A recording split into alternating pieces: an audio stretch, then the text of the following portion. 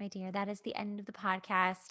That is a remarkable story. Oh my gosh. I'm so glad I didn't know about it. When I saw Hay House, I was like, well, we're obviously going to talk about that. But then I had no idea that that was the story. I just thought, oh, she probably did the traditional, like, I went through 500 lit agents and like it was so hard.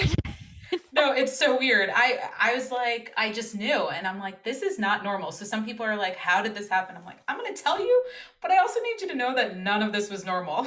Yes, no, Like, that is not the normal way. I had a manager and I also had an agent for different periods of time for my book, and both of them I left because I was like, I well, the agent actually, she was really, really cool, but I was just it took me like, I wrote my book twice because the first time I wrote it, I was really kind of young and still, like, yeah, in that zone, and because it's a coming of age book, yeah. but then I rewrote it when I was, like, older and wiser so I could actually, like, give an arc to the book, and, so I, like, rewrote it, and then that's when I worked with the manager, and he was so that he's, like, a screenwriting manager who was like, "No, I'm gonna take on authors." I'm like, "You are so slimy." Like, Yeah. successful, but, like, I've never left a meeting like, the first time I finally, like, met him because I was just working with his assistant the whole time. Oh, yeah. When I first met him, I was like, "My head actually hurts. Like, I need to go home and drink water. I feel so drained." I'm like, "I don't wanna work with you. I don't care what you're promising me.